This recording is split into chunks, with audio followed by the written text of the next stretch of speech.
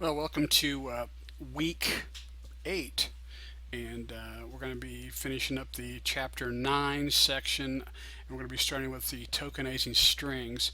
So, as you can see here in the book, it talks about tokenizing strings. So, basically, when we tokenize, think of tokenizing as taking a string and converting it into like an array. We're going to basically separate out the items within this string, and they need to have some kind of a separator in there, whether it's a white space, whether it's a comma, semicolon, dash, whatever the case may be, a tab. So whatever the separator is, we need to tokenize it, meaning separate it into individual fields, so to speak. So here you can see we have an example of peach space raspberry space strawberry space vanilla. Here's 17 colon or semicolon 92, so on and so forth. Here's dashes. Here's slashes. Okay. The very first thing that we need to do is we need to make sure we include the Java util string tokenizer object. Now, we could just do java.util.asterisk and we would probably be okay, but we're going to include a lot more than what we need. So let's just try to include what we really truly need. So with the string tokenizer, we have some different constructors. So as we instantiate a token, we can actually just pass in a string. And there we're assuming that it's going to be separated by spaces. So the string to be tokenized has white space characters, which is a space, tab, or new line. Or we can basically have a signature of string, and the second string is the delimiter. We will actually put in a dash or a slash or a semicolon to actually show what the separator is between the fields.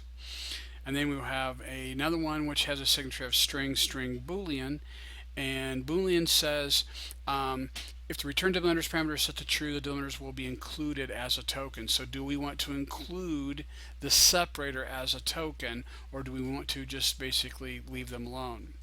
So here we can see string tokenizer equals new string tokenizer 2 space 4 space 6 space 8, and there we have white space. So there it basically will automatically separate those by fields. And then the new string tokenizer, here we have 10-14-13, and it's separated by a dash. And then we have true, that means they will be basically, it will include the dashes at the end. So once you've created a string tokenizer object, you can use its methods to extract the tokens that you've basically passed into the constructor. So here's our methods. We've got a count tokens, which returns an int. We have has more tokens, which is a boolean, so it's a question we can ask.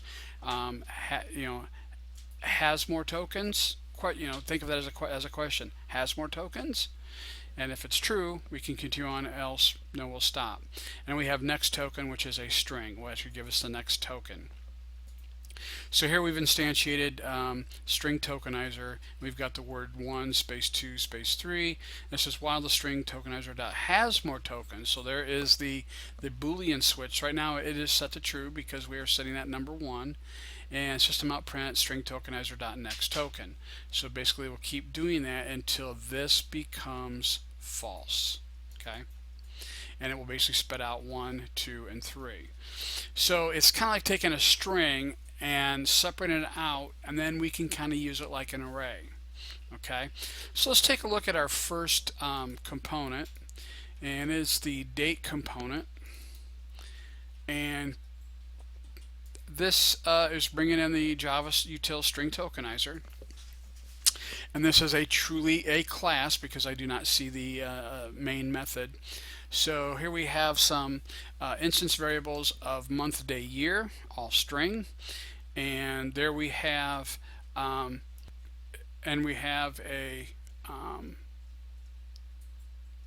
there is our constructor. So it says date component string constructor, and there we have a string tokenizer, new string token, date string, and it's separated by slashes. So we are expecting slashes as our separators. And then we extract it right here within the constructor, which is pretty cool because we can actually do it all in one one fell swoop right here in the constructor. So month is equal to string tokenizer next token, day is equal to string tokenizer next token, and year is equal to string tokenizer next token. So one bad thing about this is we are expecting two slashes. So a token slash token slash token. If we don't get that, we will get some type of an error. We will get an error basically. Okay, so here we've got get month, get day, get year. So we've seen those before. Notice we have no setters because our constructor is doing the setting. So if we take a look at the date tester, here we have our void main, and we got our string date. There's our date. There's our date component DC. Date component DC is again, date component is a class we just looked at.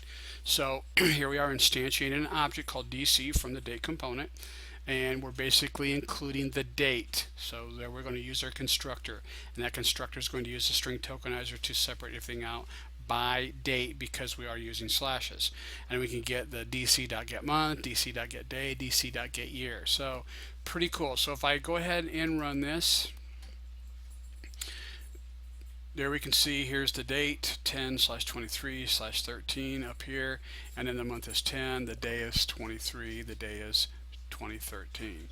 So pretty cool stuff. Not too bad, not too bad at all. So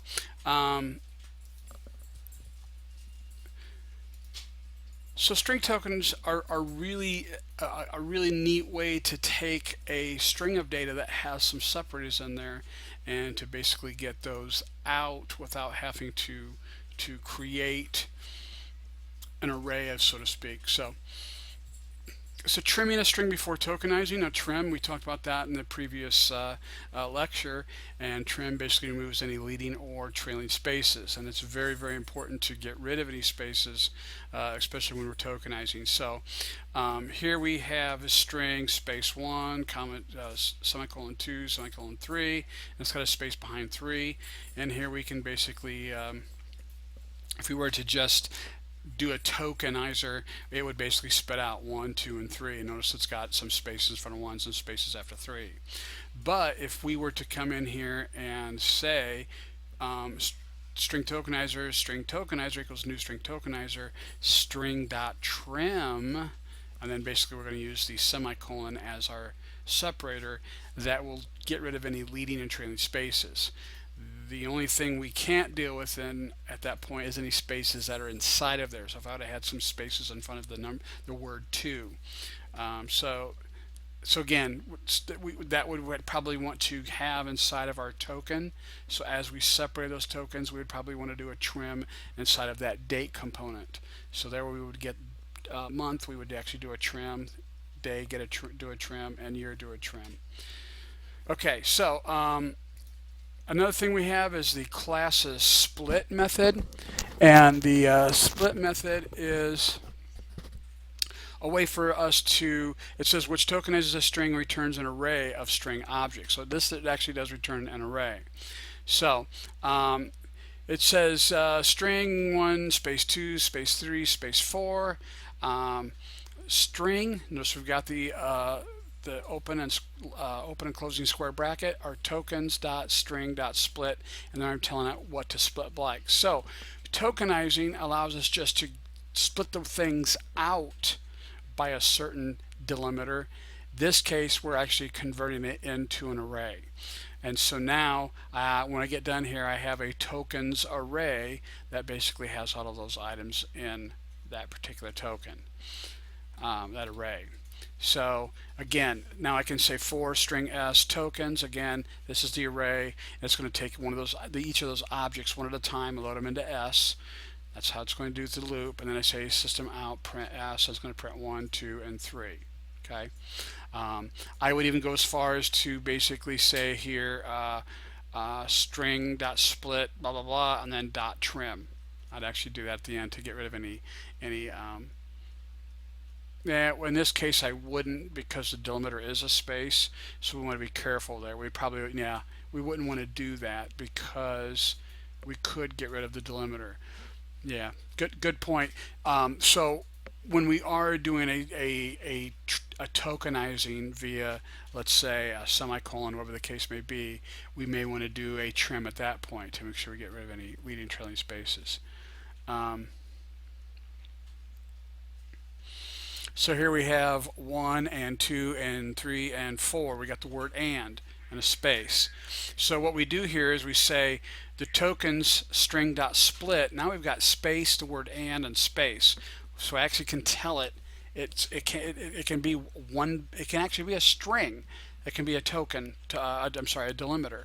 In this case, space and space is our delimiter. And so then we will basically go ahead and say do the same thing. String s tokens, print out s. It's going to print 1, 2, 3, and 4. So we aren't just down to one character. We can actually have a string of characters as our delimiter. This string uses two delimiters, the @ symbol and the @ symbol and the period, to specify that both the @ and the period character are delimiters. So because we use the @ and the, so think of it as an or. It's either an @ symbol or it's a so we're going to say either the @ symbol is a delimiter or the period is a delimiter. And the way we do that is when we do a string dot split, we actually put square brackets around the delimiters. So that says @ symbol or the period is a delimiter. So as you can see down here, we're trying to basically split out a email address which has an @ and a period, and I want it split by Joe gaddisbooks.com. So I want Joe and gaddisbooks and .com basically in an array. So when we get done, I've got Joe, gaddisbooks, and com in my array. So again, I'm not limited to just one type of delimiter. So if I have a string of data that's got some different delimiters in there, I can include those in the square brackets, and that basically says @ or period or semicolon or whatever the case may be. So as you can see, we have the tokenizer and we have the split. So the split is a method off of a string class that will go ahead and allow us to take a string of data with delimiters in it and create them as an array.